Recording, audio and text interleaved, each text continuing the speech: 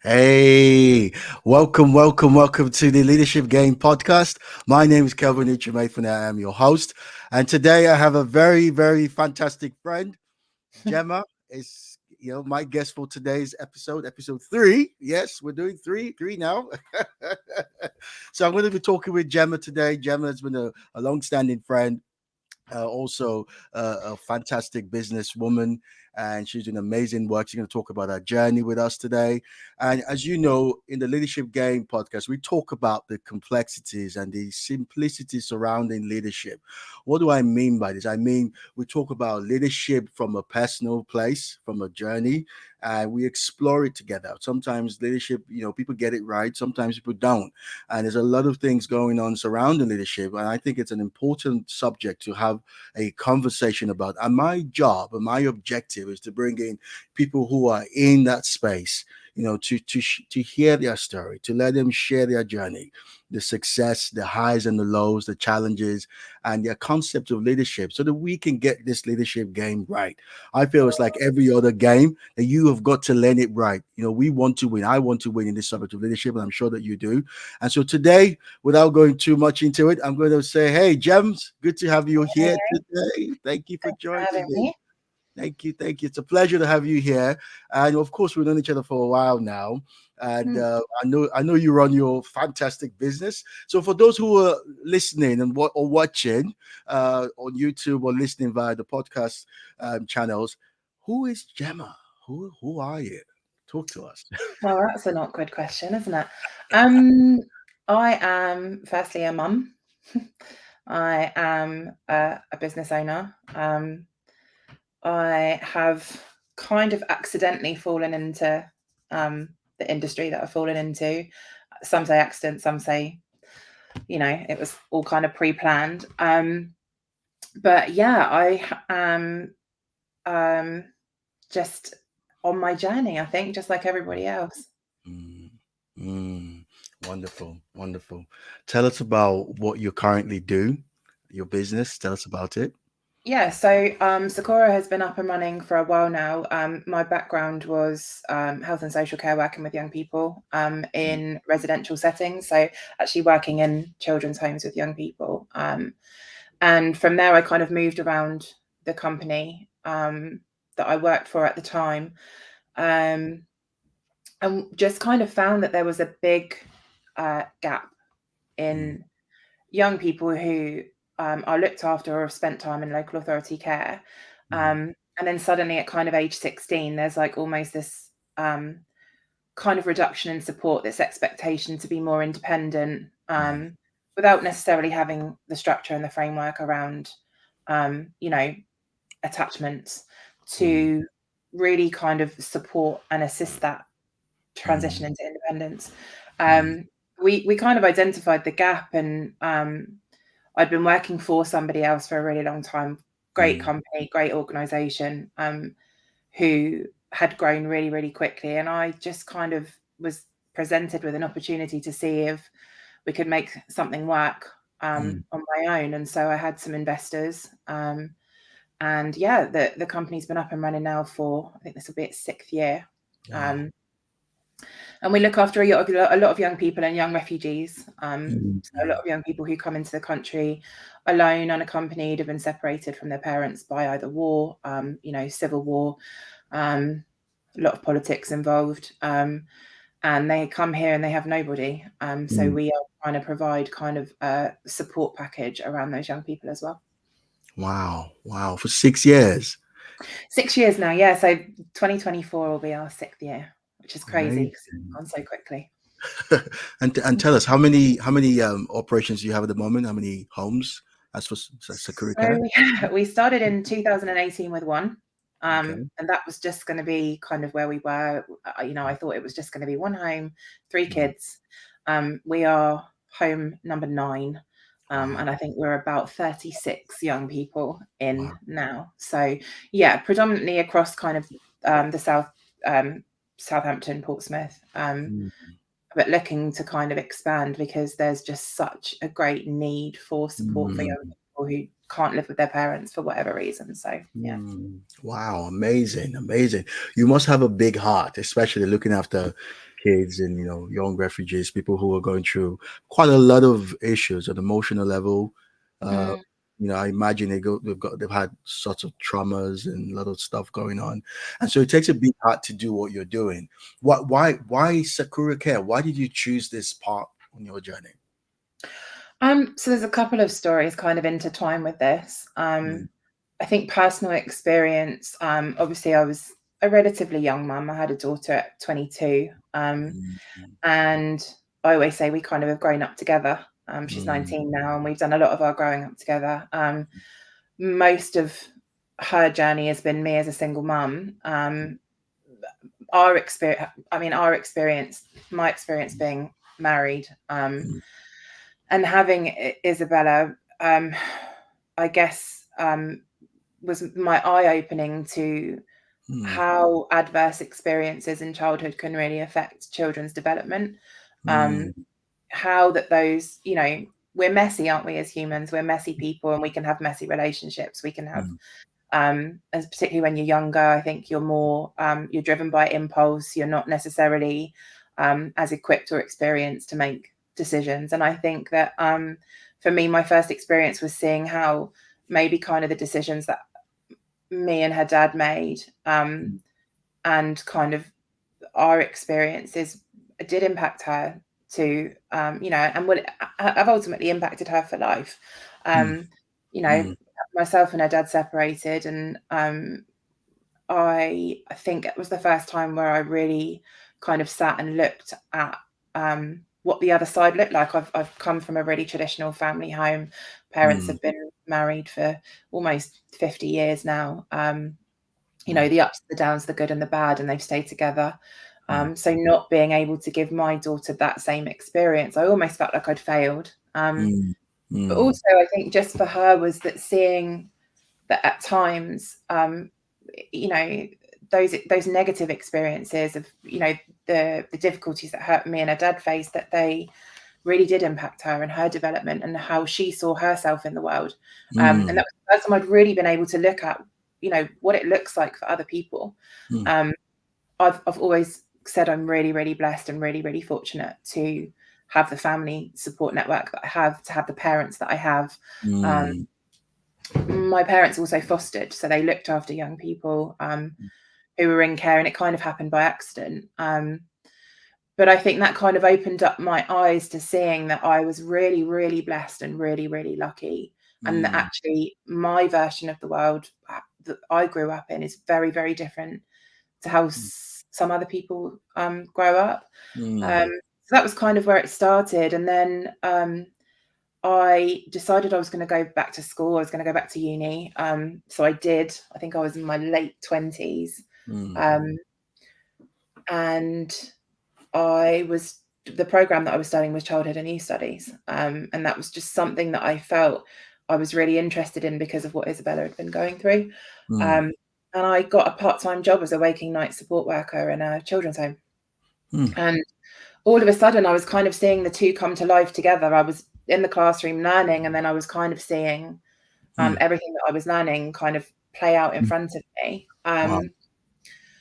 And I think it really, really opened my eyes again to how many young people there are who don't live with their families, who haven't had that support network, and what a difference it made to the outcome. So that really was Sakura. My whole life, my mum and dad, every time I'd messed up or done something wrong or made a mistake, the philosophy was always just to begin again the next day. And Sakura for me was about new beginnings. And that's why we use the Sakura tree, because obviously it blossoms and then you get a new beginning every spring, summer. So for me, it was really about giving young people a chance to begin again as much as they wanted to, for as long as they wanted to keep trying.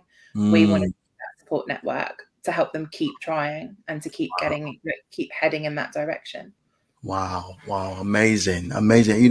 It's fascinating how some of the pains and the struggles we experience, even as humans or adults, whatever, we can translate that and it can become a sweet spot for us to be able to help others.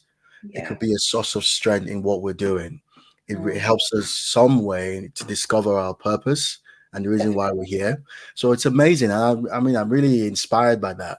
And so you're growing up. You know, what was your challenges? What were the things you faced that really impacted you? Should I say negatively? As a child or a young person. As a child growing up, yeah. Um, Look, I think Mm, generationally we're mhm, cultural evolution, we're adapting all the time, the way that yeah. we parent, the way that we live our lives. I think, you know, um I had very, very opposite parents. It was like Mm, fire and water. mhm, mm, And I think the challenges were money. We were a big mm, family with 4 kids. mm, You know, mum was young. Mum was young when she had my brother and young when she had mm, me. So mm, essentially, she was growing up and learning along the mm, lines with us.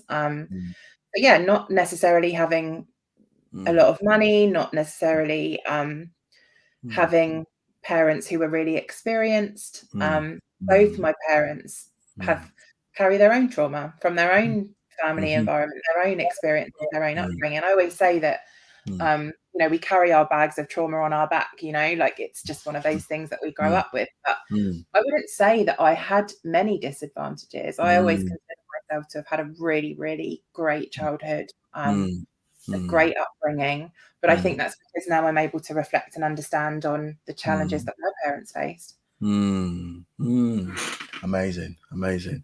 And now you're doing Sakura Care, doing it for 6 years. You know, you're Yes. impacting the lives of these young people and making a difference. And you know, if someone was to summarize, what would you define as your purpose now? Now that you're doing what you're doing, how would you summarize it in a sentence? This is my purpose. Making a difference. Making a Mm, difference. mm, I really, really want to think that we can bring about positive change through relationships. mm.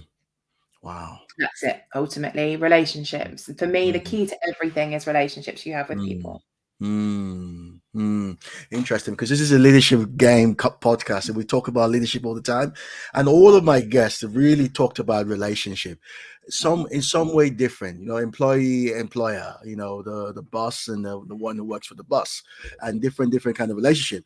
But again, you talk about relationship being powerful. Now let's explore this. In your journey as a business owner, what's been your challenge in relationship in terms of you and the people who work with for you, your team? Um, Greatest challenges. Mm, The greatest challenges is always understanding mm, people, mm, understanding people's kind of unconscious motivations and their conscious motivations. mm, I mm, think, look, we're all in this thing called life, and we're all trying to make positive impacts. mm, I think how we go about that and mm, how we build trust, because mm. I think without trust, you don't actually have anything at all. If Come somebody on. doesn't trust you Mm, and is ultimately always kind of worried about what's going to happen, mm, then you you haven't got that secure foundation. Now we see that with the young people we work in, mm, but I see that more evidently with the people I employ. Um, mm, mm, so important, mm. So so do you important. think leaders do a good job of building that trust? Do you think we're doing a good job in that area? No, not all the time. Mm, It's a mm, journey. Look, mm, it is a journey, and I think mm, you have to be able to reflect honestly and openly on yeah. the way that you behave as a leader. Um, Mm, and so mm, I think building trust is something that takes time, which you don't always have when mm, you're trying to build a business. mm, It means yeah. actually really putting energy into people, um, Mm, and you may not always feel like you want to show up. yeah. Um, you're antisocial hours, you Mm, don't ever rest properly. I think mm, mm, you're very isolated as a leader or an owner of a business. So mm, I think sometimes it can be really difficult to show up and put in that time, but without it, I mm. don't think you can build the foundations that you need to be able to grow your business. Mm. Right. Absolutely. I agree with you. I think that, again, there's a challenge of trying to grow a business. And Mm, now, obviously, trying to grow the business, you've got a team, you've got mm, people, and again, you got clients, you got the kids that you're working with, or for a different organization, you've got clients that you deal with separately. Everyone's got demands. Everyone's yeah, got demands on you. I get you. It can be isolating, isn't it? You can feel a little bit isolated on your own, like no one really understands because no one's actually checking in on you. the No one. loneliest place in the world to be. It can be a lonely place because no one's checking how do you feel. You have to be the one oiling all the machine. Everything has to keep going okay, and sometimes you're burnt out. Yeah, Sometimes you're out of money. Sometimes you need extra money. Sometimes you need to make that profit. You need to make that extra funds. The challenge, there's a challenge. There's a fine line. There's a challenge there. Now, I think people who don't necessarily know how to build trust, mm, the challenge is it's not that they're most horrible people. Sometimes it's the difficulty surrounding their own needs yeah, that blocks them absolutely. up from looking at other people. How Yeah, do you think a leader can work on that? I read a quote and it says something about the lines of like leadership is something that you earn, like you're Hmm. chosen for. You can't just come in yelling like I'm your Yeah, leader and expect yeah, everyone to follow you. Like yeah. it has to happen because people trust and respect you. Um, Hmm. and I Hmm. think that you have to be Hmm. truthfully, you have to work really, really hard, Hmm. really, really hard at Hmm. leading people, and you have to be able also to say, "I got that wrong. Hmm. Actually, your way is better. Let's Hmm. let's do your way because actually, I'm just here Hmm. trying to figure it out, but maybe you figured out something a bit quicker, a bit Hmm. easier, a bit better, and to take Hmm. ego out of it because I think Hmm. where ego sits, Hmm. then you have a big problem because you're never going to be able to kind of sit back and say, um, yeah, you go, this is your turn. And ultimately, that's what you want, don't you? You want to be Hmm. able to lead people to become leaders. I like that. Ego, big issue, right? Big issue, and I think that's one of the big issue going on. And the vulnerable side of you saying you got it right, Yeah, especially the people you work with, you got it right. Let's do your way. yeah, There's a lady called Brene Brown. I'm sure you must have heard of Brene Brown that talks about the power of vulnerability and mm, being able to be in your state of vulnerability. You're the most powerful mm, because then you have nothing to prove. Now you're like, okay, all yeah, right, ego off the chat, ego off yeah. the chat. Let's talk about how can we make this work. And do you think leaders, as leaders, do you think we have all the answers all the time? No, no. Look, Hmm. for me, leadership and learning, they're Yeah. indispensable to each other. Come on. You have to have the two Hmm. hand in hand, otherwise it's never Hmm. going to work. Hmm. You're not immune from learning. Hmm. Um, and you Hmm. have to be prepared to learn from people who have less experience than you, Come less on. time than you, less Come on. money than you. You Come have to on. be open to hearing from people. Hmm. Otherwise, I think you're going to fail if you don't. Hmm. Hmm. You'll lose Hmm. people. Mm, some people call it an imposter syndrome. That you step into a room and you think everyone there is smarter than you, and therefore Yeah. you have nothing to say. And I think some leaders struggle with always trying to have all the answers, Mm, always trying to be the superwoman or the superman, and not letting go and holding on to, and just not giving others chance to breathe in your presence to be able to say, "This is what I think is right."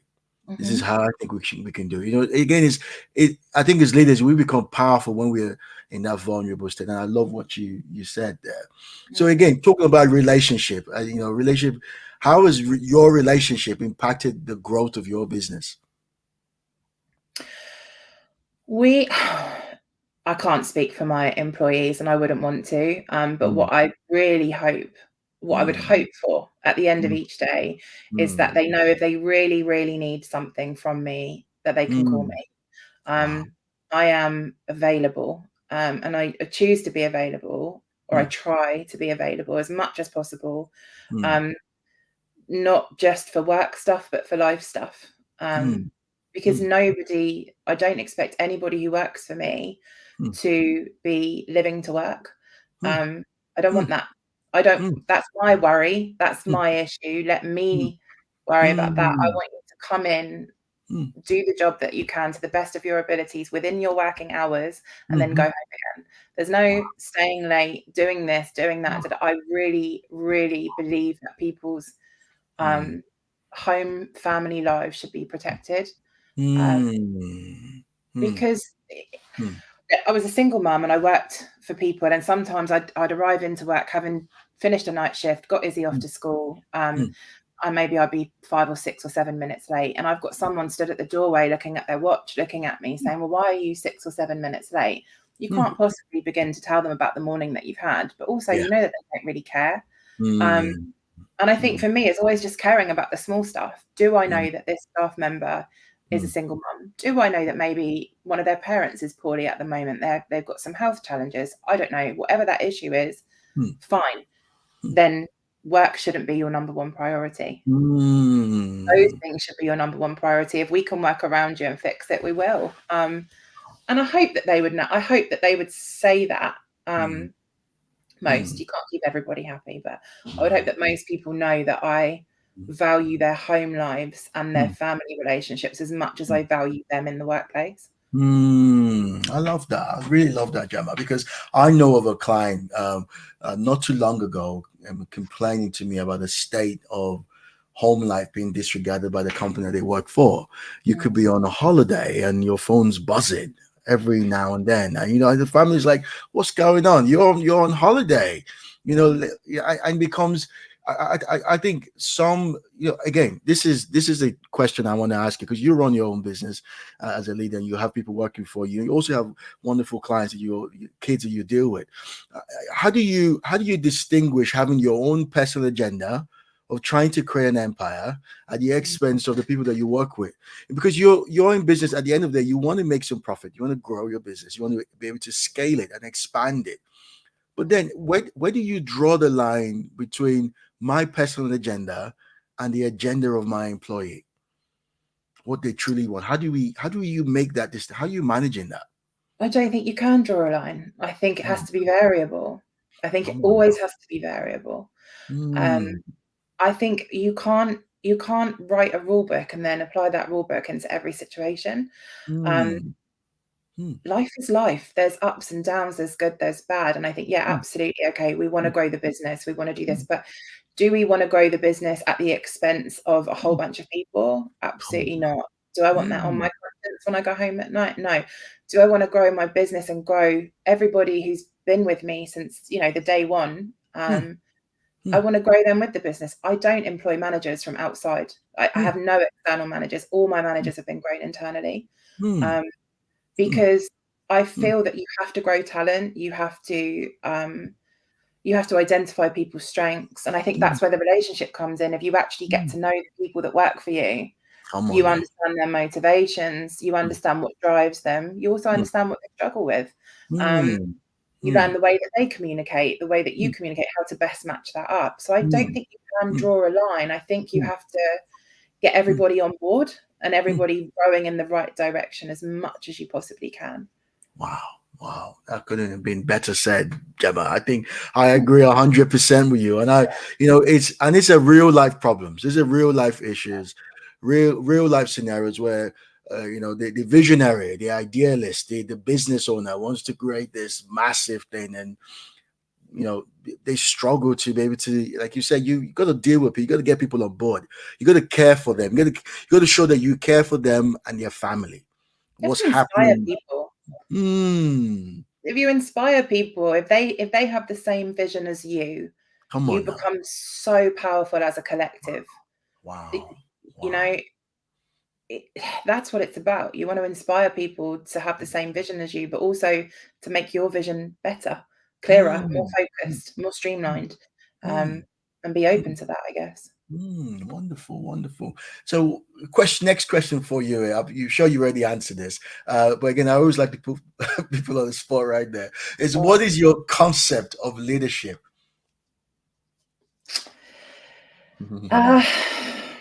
What you do means more than what you say. Right.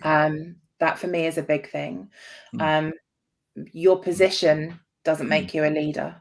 You don't have to, just because I've assigned myself the title of director of Sakura Care, mm, it doesn't mean anything about my leadership. mm, Um, mm, who I am, my values, both inside and outside of work, mm, um, matter more in the journey of leadership. mm, And like I said before, leadership and learning, they have to go hand in hand. They're mm, indispensable to each other. mm, mm, Um, so yeah, that's kind of where I see it. mm, It is titleless. You mm, can have some of the best leaders in your business, maybe mm. working on a lower level than Yeah. you, but they're a far greater leader, Come on now. Come you on know? now. Wow. Wow. I'm blown away with that. Thank you. I think that's amazing. What is your advice to anybody right now working in a firm, listening to this, or owning a business? What is your advice to them on this journey of leadership? Because again, I said to you on an email, most people don't see themselves as leaders. Most Mm, people see themselves as their position. They're tied to, oh, yeah. I'm just at the bottom, so nothing really matters. What is your advice to people to be able to encourage them to pursue leadership growth? Hmm. Do you know, I think first of all, you have to learn what your own kind of your own conscious and unconscious motivators are. I think you have to know yourself. You have Hmm. to really do some kind of self-analysis. Come on You now. have to figure the bits where you're not so great at. You have to Hmm. understand if you know, I'm someone who, if you ask me a question Hmm. that I'm uncomfortable with, you won't get a very good response from me straight away. But if you give me some time to go away and Hmm. reflect on it, I'll come back to you probably in a much better state of mind, and I'll be able to Hmm. have a much more open conversation, because it's uncomfortable to hear stuff that Hmm. you know, Hmm. you don't like. Again, ego, you have to take it out of the way. Hmm. Um, we had a Hmm. team meeting this morning where we were just kind of discussing, you know, look, it's really difficult to hear challenging critique or feedback about Hmm. yourself, but you Hmm. have to, like, you Wow. have to be open to it. You don't have to answer right away. You can Hmm. go Hmm. away, you can think about it, you can take some time to let the anger dissipate. Hmm. I mean, there's studies now where they show what actually happens in the brain Yeah. when, you know, people hear or lose their ability to be able to regulate their emotions. Hmm. So for me, it's been about, you've got to learn yourself. You've got to Hmm. learn when you can regulate and when you can't, Hmm. because when you can't regulate your emotions is when you're going to let yourself down and you're going to let your team down. Um, Hmm. you've got to get control of yourself first. Hmm. Um, and then I think you've got to open that up to every single employee in whatever capacity they work for you. I Hmm. think you have to understand, what are their motivators? Hmm. What are they unconsciously motivated by? What drives them? What Hmm. triggers them? Hmm. What gets the best out of them? What doesn't work so well? Hmm. Like I said, there's no one rule book. Hmm. You have to have an individual approach to every single person that you employ, and it Hmm. has to be tailored to that individual. Hmm. And that's more work, unfortunately, but Hmm. you have to put in the work. You have to do the work. Listen, this is full of gems, Gemma. I think this is awesome. I listen, wonderful, wonderful stuff. Again, I love the part that you say it has to be tailored to the individual. There's no one rule book for everything. It's the individual in front of you. Oh, right. We can summarize this conversation today is get to know the individual in front of you. Absolutely. Yeah. Relationship. Really get to know them. Really, Mm, really. And also, you're always going to have people who put those barriers up. Break the yeah. barriers down. Break Yeah. them down. Find a way to break them down. Wow. Wow. Wow. Dr. Miles Monroe, the late Dr. Miles Monroe says leadership is helping people find meaning to life. Yeah. People who you're in a relationship, whether it's your employees or people, your clients, helping them find something about themselves that gives them that jolt in life. And Mm, that's exactly what you said. Break the barriers down, get to know these people, get to know their conscious and unconscious motivations. Why are mm, they working for me? Why are they here? What do they want out of this? mm. Jem, this has been awesome. This has been No, awesome. no problem. That Tiffany said, listen, I am blown away. I'm just going to go back and re-listen to this again.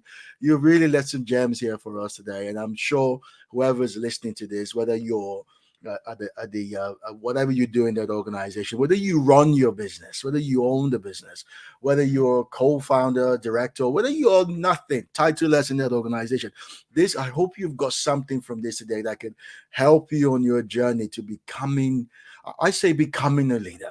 I love Mm, it because I think leadership is everything. mm. I think leadership is everything. It's everybody. You're a stay-at-home mom or whatever you do. It doesn't really matter whether you're a man without a job. It doesn't really matter. Leadership is life, because when we understand leadership, as you said that in your conversation today, again discovering who you are. Mm. I think that's so powerful. Becoming knowing yourself even more. Yeah, Thank you. because then you're stable to lead other people.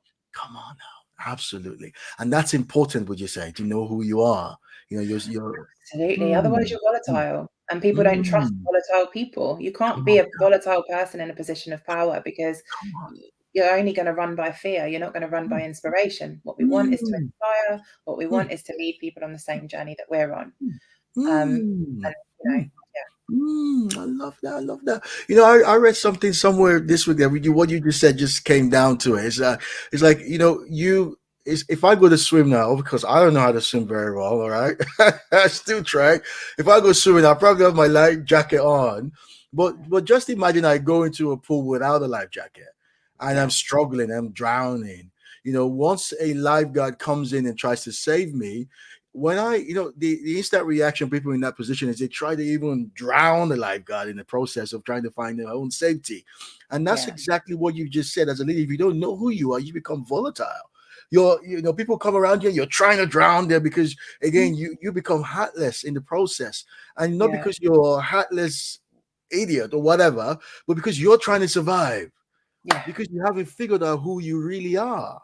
yeah, yeah. Gemma. You have to create a safe space. Safe Mm, space. Otherwise mm. there's no point in trying to lead anybody forward. So Wow.